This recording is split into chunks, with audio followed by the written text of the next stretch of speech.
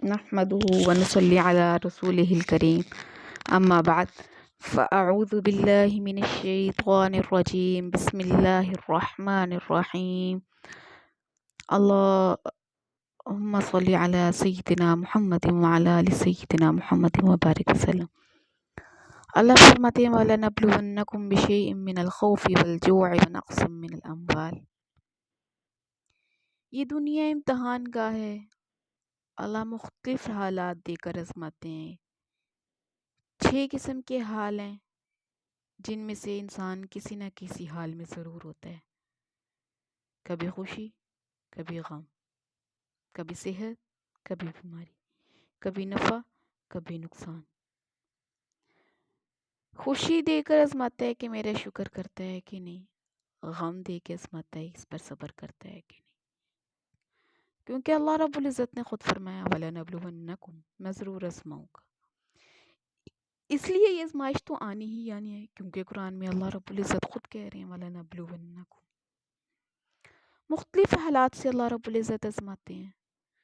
دنیا دار الامتحان ہے، امتحان کا ہے۔ غم کا امتحان تو انسان ہر کوئی پاس کر جاتا ہے۔ وہ کیسے؟ وہ کہہ دیتا ہے اللہ کی مرضی۔ لیکن اکثر لوگ خوشی کے حالات میں فیل ہو جاتے ہیں۔ وہ کیسے؟ وہ شکر کرنا ان کو یاد نہیں رہتا ہے۔ وہ نعمتوں پہ شکر نہیں کرتے۔ خوشیاں آئیں تو ان نعمتوں کو عاجزی کے ساتھ شکر کرو، سامنا کرو، نہ کہ تکبر کے ساتھ۔ نعمتیں ہوں تو عاجزی ہونی چاہیے انسان کے اندر، اگر مصیبتیں آئیں تو تحمل کے ساتھ برداشت کرنا چاہیے۔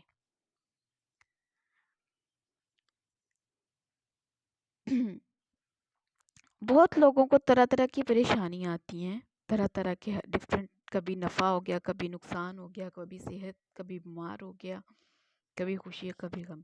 تو ہر حال میں اللہ رب العزت کا شکر ادا کرنا چاہیے۔ ایک عورت کعبے کا طواف کر رہی تھی اور کہہ رہی تھی اللہ میں اس حال میں بھی راضی ہوں، اللہ میں اس حال میں بھی راضی ہوں، اللہ میں اس حال میں بھی راضی۔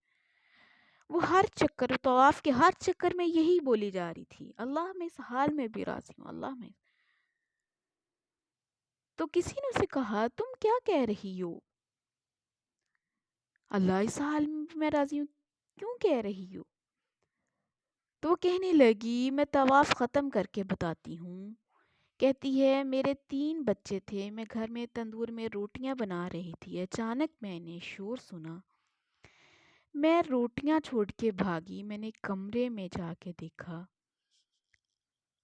اس سے 1 دن پہلے کہتی ہے میرے خامد نے بکری کو ذبح کیا تھا۔ ایک نے کہا میں تمہیں پتہ ہے کہ ابو نے بکری کو کیسے ذبح کیا؟ چھوٹا بیٹا لیٹ گیا، بڑے نے چھری چلائی تو بھاگی آئی، دیکھا وہ کٹ چکا تھا اور خون میں لت پت تھا۔ میں بڑے بیٹے کو ڈھونڈنے نکلی، وہ چھپ گیا اور جہاں تندور کی لکڑیاں رکھی ہوئی تھیں اس کے پیچھے جب میں اس کو ڈھونڈنے گئی، میں نے دیکھا ایک سانپ چھپا ہوا تھا، اس نے اس کو ڈس لیا، اس نے اس کو کاٹ لیا اور وہ بھی ادھر ہی اس کی بھی ڈیتھ ہو گئی۔ میں نے کہتی اس کو اٹھایا اور ایک چارپائی پہ لٹایا، دوسرے کو اٹھایا اور اس کو بھی چارپائی پہ لٹایا، اور پھر میں بھاگی۔ جو میرا 1 سال کا بچہ جب میں تندور پہ روٹیاں لگا رہی تھی میرے پاس بیٹھا تھا، تو میرے دیکھتے دیکھتے وہ زندہ تندور میں گر کر جل گیا۔ کہتی ہیں کہ میں نے اپنے چھوٹے بیٹے کو تندور میں زندہ جلتے دیکھا، میں کچھ نہ کر سکی، تو میں نے تینوں بیٹوں کو چارپائی پہ لٹایا، میں نے نہلایا، میں نے دفنایا، مجھے صبر نہیں آ رہا تھا، میں طواف کرنے آ گئی ہوں اور میں اللہ رب العزت کو کہہ رہی ہوں اللہ میں اس حال میں بھی راضی ہوں، اللہ میں اس حال میں بھی راضی ہوں۔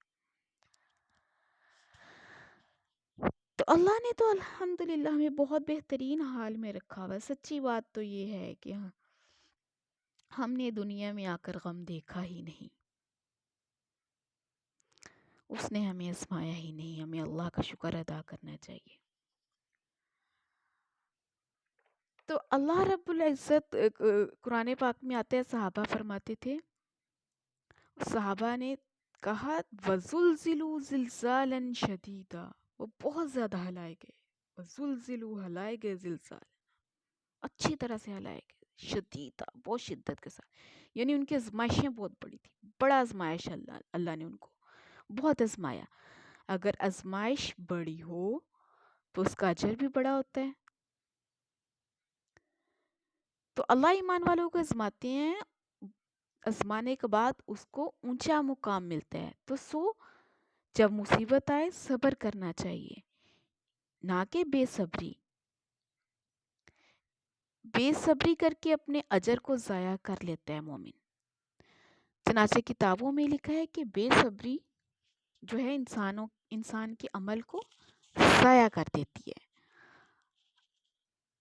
تو جو شخص، اللہ فرماتے جو شخص میرے لکھے کو تسلیم نہیں کرتا اور جو صبر نہیں کرتا میری آزمائش پہ، وَلَمْ يَشْكُرْ عَلَى نِعَمَا، جو میری نعمتوں پہ شکر نہیں کرتا، فَلْيَطْلُبْ رَبَّ سَوَا، تو میرے سوا جس کو مرضی رب بنا لے. اس لیے مومن کو چاہیے کہ وہ ہر آزمائش پہ صبر کرے. سوچن جب مصر میں قحط پڑا تو یوسف علیہ السلام کے پاس ان کے بھائی آئے.